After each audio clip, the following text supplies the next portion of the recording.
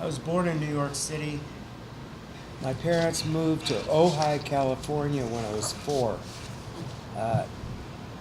2,400 people. I was lucky to go to this crazy school, Happy Valley School.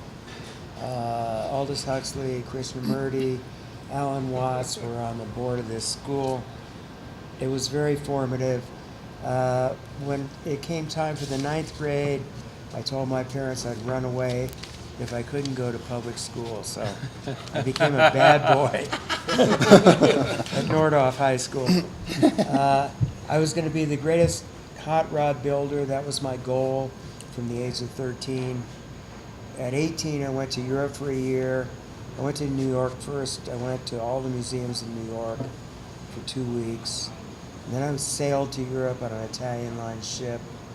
I spent a year in Europe, and I went, oh, being the greatest car builder, that's going to be an artist. So I embarked on this career as an artist, and I've spent the last, since 1962, being an artist, and I've come back and I've started building hot rods and racing hot rods. And Del Maguey, you know, I grew up in this little town, and the coolest people were there before gringos were there. And that's who I hung out with. Rachel Tuma, my first girlfriend, her father was the last Chumash medicine man. Manny Signs, Benji Barraza, Marilyn Barraza, all these cool people that were, you know, Mexica, mixed people, that were all there before gringos, were the people I identified with. And through high school and after, I would race, I'd race cars in Baja California and motorcycles, and you know, I just fell in love with Mexican culture. And in 1970, I drove from LA to Panama to see if the Pan American Highway existed. And I found Oaxaca, and we did a weaving project in a small village and changed the life of the village and changed my life. So I found the ritual use of Mezcal, and I had to make sure that me and my friends had some. And as long as we're there,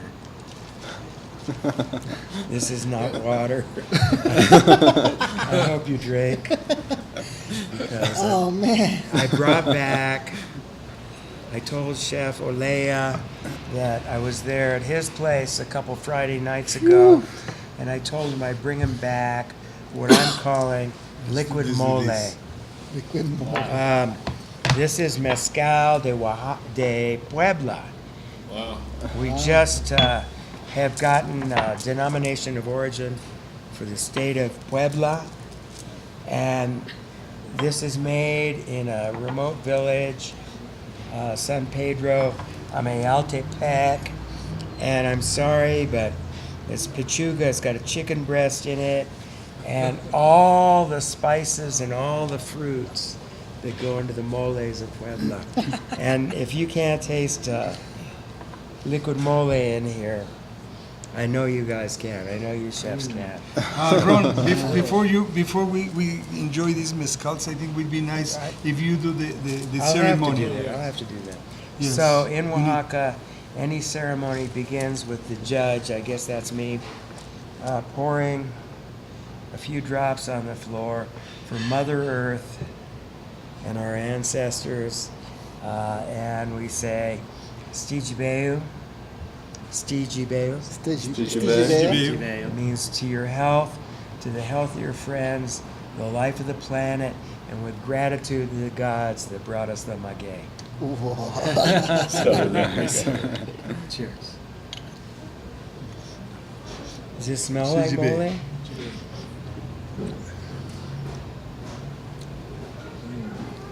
And it's not as, it's very smooth.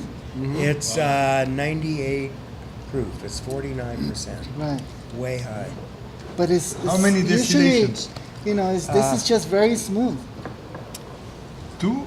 or triple distilled? No, normally Pachuga is triple distilled. Yes. But this one is from Puebla, and they have a different still. It's called a resake. Oh, okay. Okay, so it's a copper pot buried in adobe with a copper sombrero, but around the sombrero is a galvanized tub of cold water going in and going out, and there are some plates in the cabeza, in the sombrero. Right. And the vapors come up and they get cold and they fall into the plate, and then they continue on over to the serpentine. So it's a continuous, pretty but it's cool. considered double distilled. And normally in Pachuga, the third distillation, you put the mezcal ya hecho, made, and then you put all this fruit, apples, plums, bananas, pineapples, almonds, cinnamon, all in this mezcal that's already made, and you distill a third time, and there's a chicken breast in the air of the still. In this resake, they just pour everything into this ferment that is then double distilled by virtue of going up and falling down and going up and going out. And where's the chicken? It's in the liquid. You know, when I came to visit you in Oaxaca, the Pachuga is etched in my memory when you took us to that Palenque. It was the best meal I think we had, and most Those amazing. widow sisters, the bachelor sisters. The Bachelor Sisters, Yeah. and the little room, the room that's only about as wide as this table with the bare light bulbs and the bottles of Pachuga hanging from the wall were extraordinary. And so, thank you for your history. I didn't know that you went to school with that. I knew you were an old California Yeah. hot rod Yeah. hippie artist, Surfer, all that stuff. surfer. Everything. I was blessed. I've been Yeah, blessed. that's And- great. I've been blessed. Del Maguey, that just even the packaging and the whole idea of it. I mean, I think the first time I had it was from a plastic bottle from you, and it's how I know you first. Is from the mezcal. I had to start. And your art, too. I I had mean, to your start art. this mezcal because it's really expensive to buy a ticket, fly to Oaxaca, get a bottle full of mezcal, and fly home with it. It doesn't last very long. You have conviviality, you have hospitality, and you have memory. And memory to me is the most important thing, I think, in cooking. And I think I've heard a lot of chefs talk about how that affects how they taste. And then, like a person like Ron, I think of the hot rod kind of world travel culture that's in him. I'm going to answer in 3 parts. One will be an anecdote. The second one. The first part, you don't find mezcal, mezcal finds you, is the dicho in Mexico. And it's true. I've never gone to a village and said, how many mezcals are made? And blind taste number 1, 2, 3, 4. I want number 2. Never. I have this God-given gift, which Mexicans call a don, where I meet some guy, and he's such a cool person, and later it turns out that he's the greatest maker of mezcal in his village. Okay? So, you don't find mezcal, mezcal finds you is a great dicho. And taste memory. Everybody at this table, Rick, John, Slyn, Fernando, Me. Martin, Alejandro, Angel. Everybody has a taste memory. Probably most human beings have a taste memory, but they've been convinced they don't by sophisticated writers that write about this flavor and that flavor. Sophisticated writers have a sophisticated vocabulary, but all they're talking about is taste memory. So I have people once in a while that bring a mezcal to me and say, you should have this mezcal. And I go, I don't know. And I'll taste it, and I have history. I'll taste it for 5 years, twice a year. And a month later, if I can't remember the flavor of it, I don't want a thing to do with it. So I have an incredible. Lois, you want to sip a mezcal, Lois? I have this taste memory, and I'm sure everybody here does. And it's such a dawn. It's such a God-given gift to be able to remember, absolutely remember a great flavor. Okay, just like you tasted it yesterday, it could have been 10 years ago, could have been 20, 30 years ago, but you remember it. You know. I'm good. Oh no, you want another one? Okay, all right. Oh no, it's good. Food's gonna be good tonight. I know, right? Yeah, right. Mezcal special tonight. That's the first one. That's number one. I'm glad I have a big dinner tonight. Thank you, Ron. Number two, the Mexican government said you can go to Moscow with our group if you pay for yourself. So, I don't know, 10, 12 years ago, I went to the biggest food fair in Moscow. I stayed in a little apartment illegally for a woman that was writing for the Financial Times. They all stayed in a deluxe hotel paid by the Mexican government. You went to that show with the Zagarpa? Yes. So I would walk every morning in January through snow, go down through these incredible bomb shelter subways with these trains that are made out of iron that thick, you know.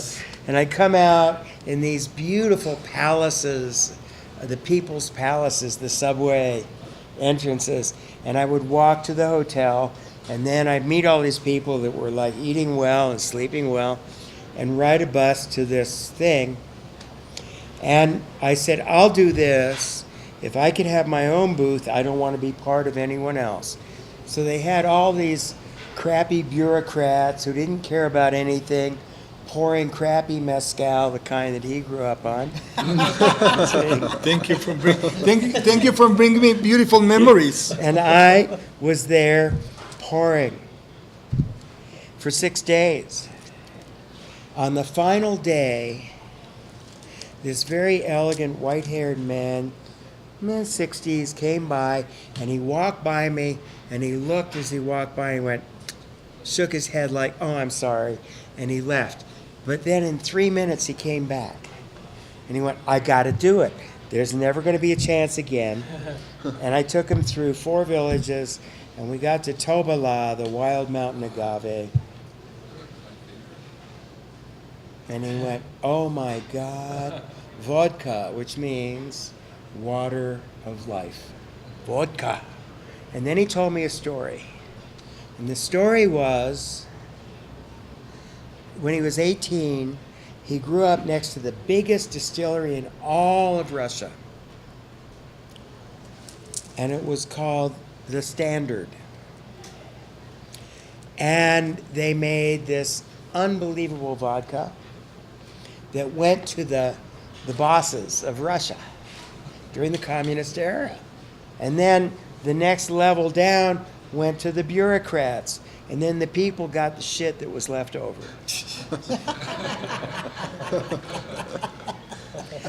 And then he said, and then I got a job in a big slaughterhouse, meat processing. And I was 18 or 19, and I don't know, I must have been really good because the jefe, the boss of the whole place, said, one day said, here is a great cut of meat for you to take to your mother. He took this cut of meat home. Mother, look. She started cooking it. All they got, well, she started cooking it, and suddenly the people in the neighborhood could smell this piece of meat being cooked. And there were 300 people standing in front of his house just smelling this excellent cut of meat, because all they got were the wormy, slimy, no good cuts of meat, because they weren't the bosses or the bureaucrats, they were the lower class. See? That's funny. And he told me those two stories. And he recognized our wild, only God plants it, only grows in the shade of oak trees like truffles, our wild mezcal. He recognized it, and he called it in Russian vodka, which means water of life. Okay? But I got this beautiful vision of what communist Russia was like, and I got this incredible vision of how people can smell when good food is being cooked, right? 300 people showing up, man. All right, so that's anecdote 2. Number 3, to be really quick. My first memory as a child was sucking on a porcelain, unglazed porcelain figure, about that big. You put it in your mouth. Kids put everything in their mouths. I don't know, 3 maybe, 2, 3. And I got this unbelievable kind of like sparkly, you know those chiclets you chew now that, you know, hot rocks, spicy rocks, whatever they're called. This thing did the same thing. Now I'm talking late 1940s or early 1950 maybe. My first flavor memory. 4 years old, we moved to Ojai, California, this little tiny village. I like living in small villages. I live in Taos now. I live in a little weaving village in Oaxaca. I grew up in Ojai. I like to get out of those villages and go out in the world to big cities and enjoy everything they offer for a week, and I love going home to a small village. So in Ojai, the first 2 flavor memories were the Foster's Freeze, the Frosty Freeze. One of those whipped, you know, a machine, those whipped, vanilla, cold, sweet, creamy.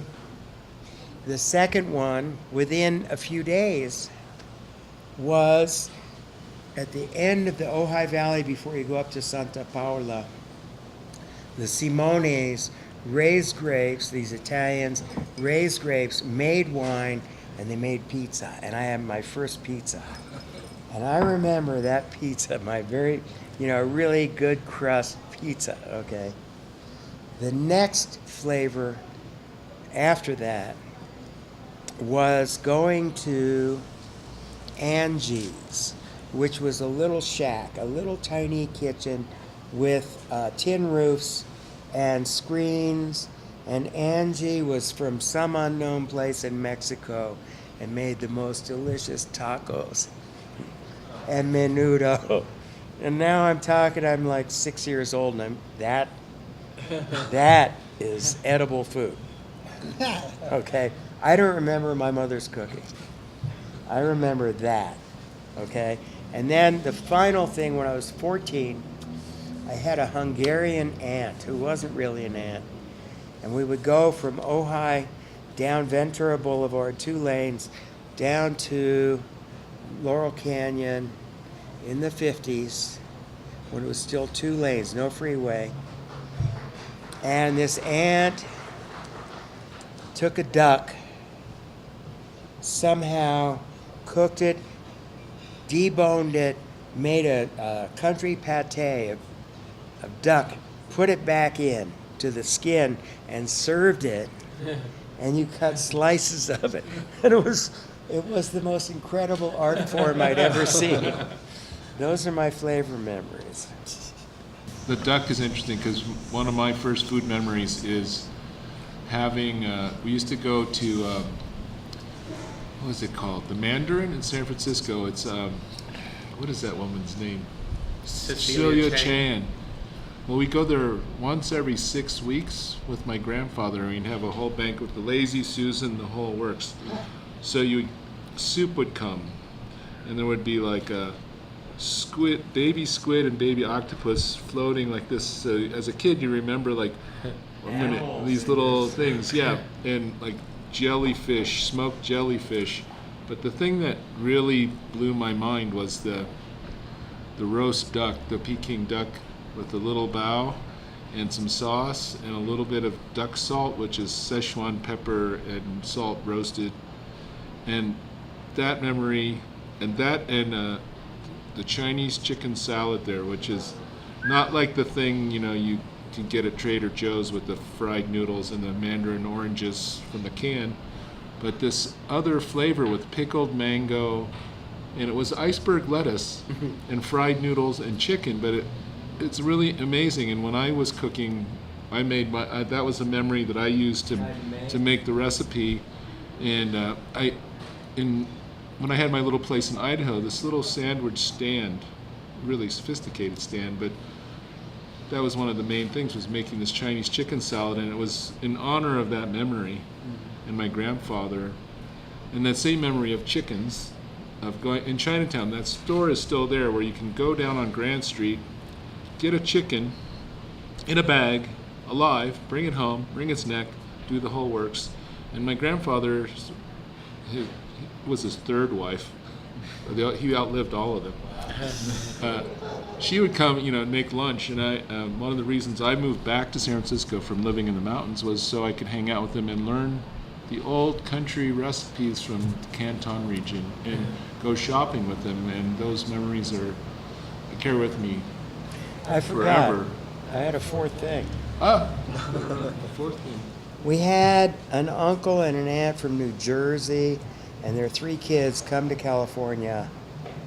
And we drove 2 1949 Ford Coupes all the way up to San Francisco, and we went to an incredible Chinese restaurant to eat.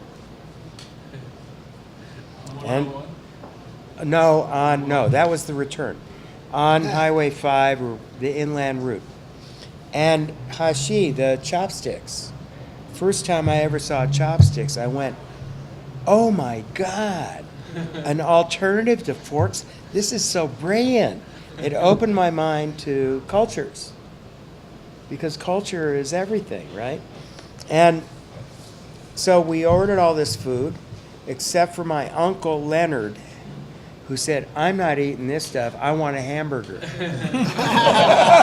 In this fantastic restaurant.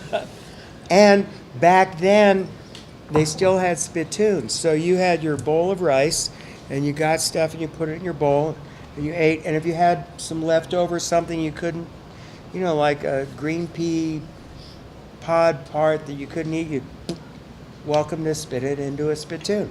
And I thought this was the coolest way of eating I had ever seen. Okay, we finished the meal, and somebody says, what's for dessert? And the waiter goes, we Chinese no eat dessert, we eat good food. And I went, oh yeah, okay. So that was, and then we drove back down Highway 1, and the uncle freaked out, and we got down to Big Sur, and he said, I'm not going any further, we got to go back. We had to drive back to San Francisco and drive down inland. That was a major food memory. Huh? 1950 Ford Coupe. Old Ford.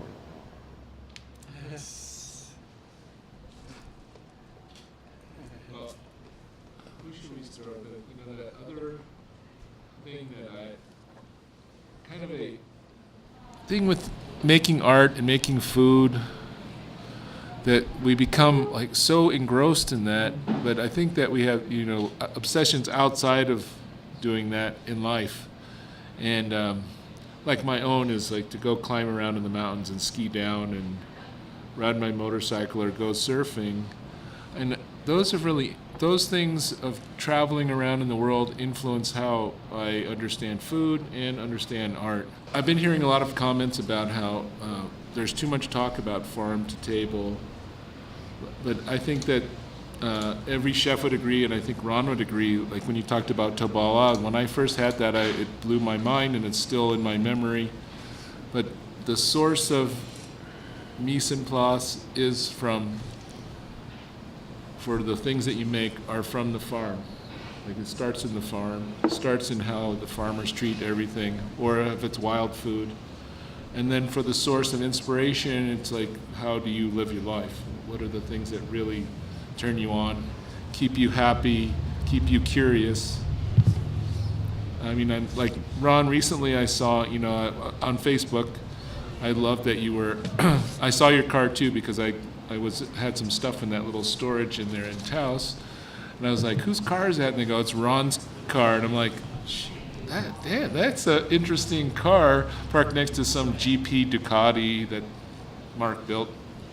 And then I saw you were going to the Race of Gentlemen, and I could connect with that. Like that kind of goes all the way back to your roots in hot rods, and also in a sense about art.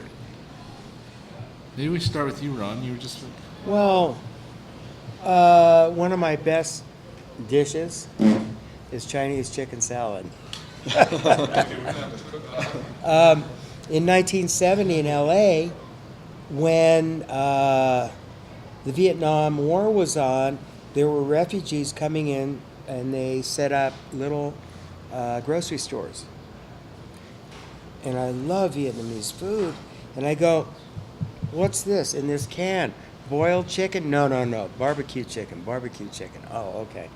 And then these exotic vegetables. What's that for? And I would take stuff home and experiment.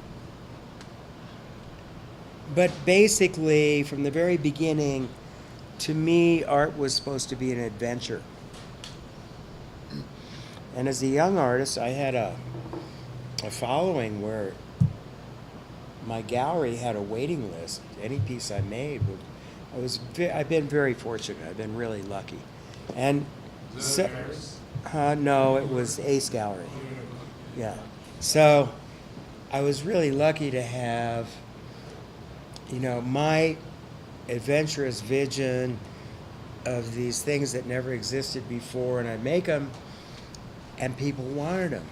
But I saw these older, established artists that were really wealthy, but they kept doing the same thing over and over and over again.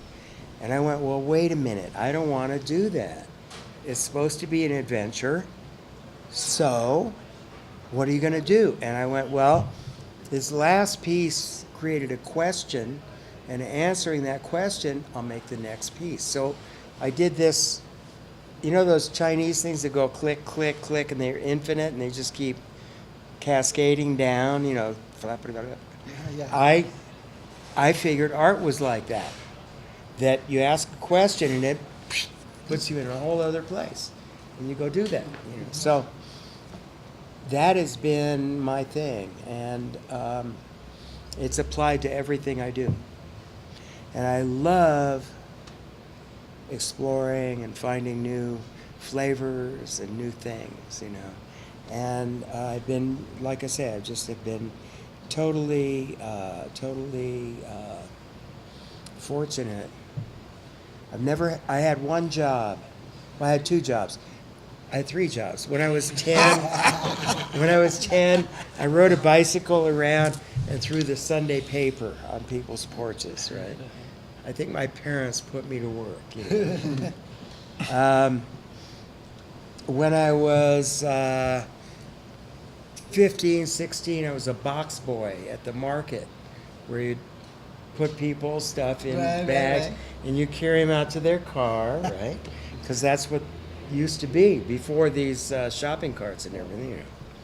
And then the third job I had was making, in art school and after, was making crates, wooden crates, to protect valuable art pieces to ship to museums or whatever. After that, somehow I survived on art. Anyway, so I've been really fortunate. And the Del Maguey project, 21 years, I think art has to be transformative. It's got to change the viewer. You got to have that aha moment when you look at a work. I don't care if it's garbage, words, a sunset, a nude.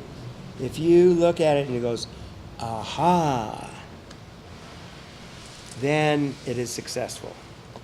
And Mezcal, to me, when you sip it, it gives you these ideas that are beautiful and transformative. So for me, it was easy. Besides wanting to drink more of it, and not being, I can't drink tequila, I can't drink rum, I can't drink cognac, I can't drink bourbon, I can't drink whiskey.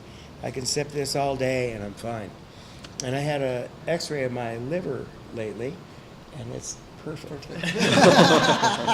21 years in Mezcal.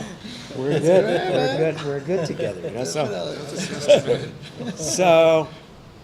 I just want to, what I want to say, I'm going beyond your question, I think, but my practice has got everything in it, and I'm so lucky to have that. You know, it's got culture and the result of culture and relationships with people from everywhere, and the ability to continue an adventure and present things that I think are important. My email signature used to be pre-green, pre-fair trade, pre-organic, pre-sustainable.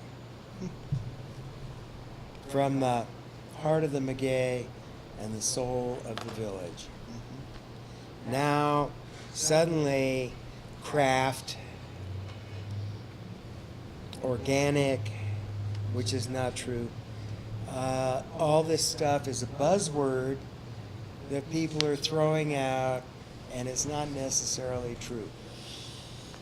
So I took all that stuff off, still from the heart of the maguey and the soul of the village. And below that, all it says is post-organic. It means what? Let people think about what's past organic, you know? Not biodynamic. It's just everything, you know? It has to do with everything. It says organic, no. Organic is 95%. You can have 5% anything else and pay your money, and they will certify you organic. And then you go to France and you have to fill out more papers and pay more money. And then you go to London and it's a whole different deal, even though it's the Eurozone and the US and all that stuff. No. And I created competition for myself. Up until 4 or 5 years ago, I owned this whole category of single village mezcal. Nobody else was interested. Finally, they saw, hey, this guy's, you can get stuff in here that's more than 40 proof. Oh, let's do that, you know. So, but there are all these people that are stealing the true stories and using these words, and it's not true. So, my job in mezcal, in this world of, you know, traditional beverages, I'm answering 4 and 5. My job is to sustain the traditional culture, to give my producers, each producer asks for a different amount of money for their leaders because that's what they believe that their mezcal is worth. You know, the clay stills, you need 16 kilos of maguey to make 1 liter of mezcal. In a copper still, you only need 8, you know. But each producer is an artist, and they tell me what their art is worth, and that's what we pay them. And we pay them whatever they believe it's worth, as long as they keep it the old way, where the family works together, the harvests are sustainable, it's made traditionally the old pre-organic way, right? And it's incredible, and it's so heartwarming. And my dream is to be an example to all these new people. There are a few that have come in that are cool, that are really cool, and I respect them, and I feel like family with them. And there are a ton of people coming in just capitalizing on the word mezcal now that are like, get out of here. Never mind. So my job is not to criticize anyone, but to appreciate everybody that's supporting the old culture and put everything we can into making that old culture survive. There's a mountain that I call Mount Tobalá. Tobalá is two Zapotec words. Dub, maguey, ba'ala, house or shade. The maguey that grows in the shade. Only God plants it. 15 years to mature, 11-pound average, tiny. Roots, a minute enzyme that dissolve granite. Talk about minerality in wine. Tobalá sucking minerals for 15 years. OSIA, Organic Crop Improvement Association, Lincoln, Nebraska, has people in Oaxaca. They came out with us. They said, well, you have to prove this is organic and sustainable. Comercam, Consejo Regulador de la Calidad de Mezcal, the regulatory council, sent a guy out. Are you kidding me? Is this organic? Is this real? My quality control guy, Arturo Ramirez Centeno, takes them to this village, and we never put the village name on the bottle. It's the only village we never, it's top secret. Don't take a photograph of our maker either. Take these guys out to the village government, the municipio. They get in a bunch of pickup trucks. They go up a dirt road, up into this mountain, Mount Tobalá. It's unbelievable.